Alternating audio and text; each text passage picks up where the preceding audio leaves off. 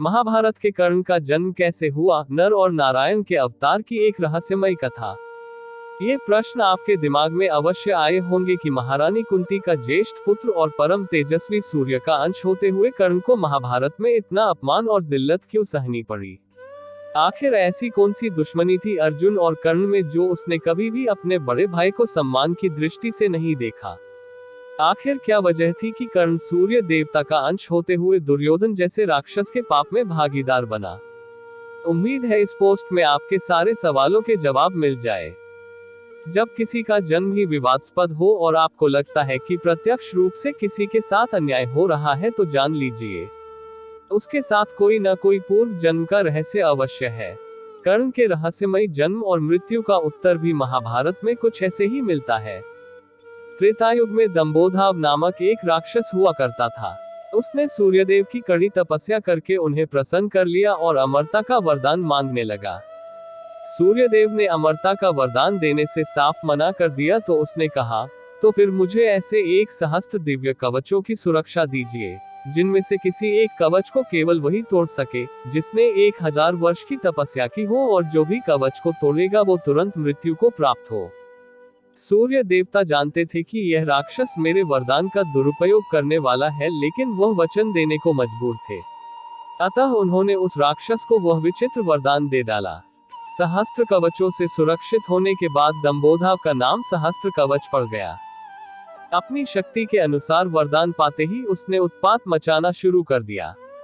सहस्त्र कवच के अत्याचार से तीनों लोकों में त्राही त्राही मच गई। सभी देवता मिलकर इस विचित्र राक्षस से निजात के लिए भगवान विष्णु के पास गए। भगवान विष्णु ने सभी को आश्वासन देकर विदा किया।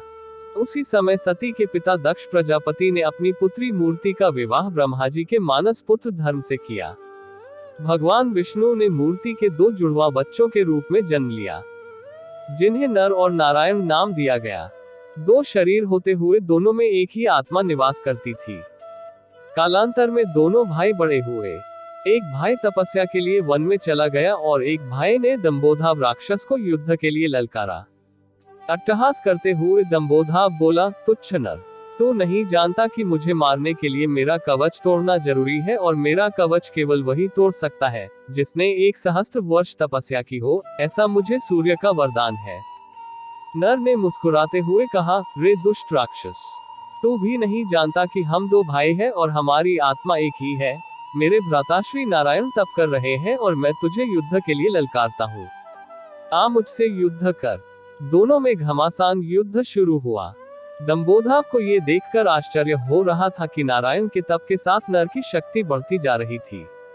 1000 वर्ष का समय पूर्ण होते ही नर ने सहस्त्र कवच का एक कवच तोड़ डाला, लेकिन कवच टूटते ही सूर्य के वरदान के अनुसार नर की मृत्यु हो गई। तभी नर का भाई नारायण सामने से दौड़ा चला आ रहा था। दोनों भाई जुड़वा थे, अतः सहस्त्र कवच ये देखकर दंग रह गया कि ये अभी तो मृत्यु को प्राप्त होकर फिर से कैसे दौड़ा चला आ रहा है। तभी उसने देखा कि नर का शरीर तो उसके सामने ही पड़ा था। वह नर का भाई नारायण था जो अपने भाई की ओर दौड़ा चला आ रहा था। नारायण को अपने भाई की ओर जाता देखा अट्टहास करता हुआ सहस्त्र कवच बोला, तुम्हें अपने मूर्ख भाई को समझाना चाहिए था, बेवजह मारा गया। नारायण शांतिपूर्वक अपने भाई के पास बैठा और मंत्र पाठ किया। उसी क्षण नर उठ बैठा हुआ। ये देखकर सहस्त्र कवच आश्चर्य से देखने लगा। तब नारायण ने बताया कि उसने 1000 वर्ष तक शिव जी की तपस्या की है, जिससे उसे महामृत्युंजय मंत्र की सिद्धि हुई है। उसी के प्रभाव से उसने अपने भाई को जीवित किया है। अब नारायण ने सहस्त्र कवच को ललकारा और नर को तपस्या में बिठा दिया। 1000 वर्ष होने के बाद सहस्त्र कवच का दूसरा कवच भी टूट गया और नारायण की मृत्यु हो गई। तब नर ने आकर नारायण को पुनर्जीवित कर दिया। इस तरह ये चक्र चलता रहा और 999 बार युद्ध हुआ। एक भाई के मरते ही दूसरा उसे जीवित करके तपस्या पर बिठा देता।